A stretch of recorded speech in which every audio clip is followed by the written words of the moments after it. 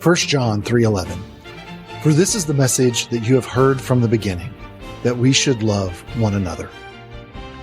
During my wrestling growth in the Word and Spirit over the past several seasons, it is evident that love, in all its various manifestations, is simply not a recurrent theme throughout the Scriptures, but the most central tenet in Christendom.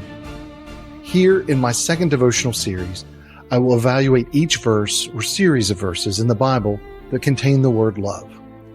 The range of the word counts for love varies greatly depending on the translation, from more than 300 mentions in the King James Version to nearly 700 in the New Living Translation. As with faith killing fear, where I examined do not fear phrases, I've employed Strong's exhaustive concordance of the Bible to guide my selection, careful to search for the word love as well as charity. Charity is not as commonly used in our modern lexicon, but was often translated from the Hebrew and Greek words ahab, agape, and philo, which mean love or affection. At surface glance, love seems a simple idea that nearly all of us are easily capable of feeling or conveying. But a deeper inspection of God's intent and expectations elaborates a complex utensil that requires consistent molding and tending. It is a Swiss Army knife of the soul, such a small thing that can exact a wondrous amount of good, but when wielded carelessly can damage and harm more than we can ever imagine.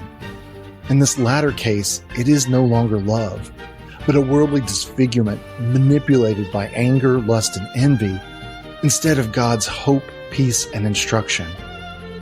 And the transition between love and its soiled mimics can occur without intention, anticipation, or provocation. Love is work. Love takes time. Love requires an internal revolution where God and His other children take center stage, oftentimes at the expense of our motives, agendas, prejudices, and desires. It is more spiritual than natural, and I do not have as much of it as I thought I did. I don't love as God loves, but He wants me to. Love is a divine command. Throughout many of my devotionals, I will use Matthew 22:37 through 40 as a reference point. Jesus made it clear that loving I am with all that I am and loving my neighbor as myself are His two greatest commandments. Without love, we are nothing.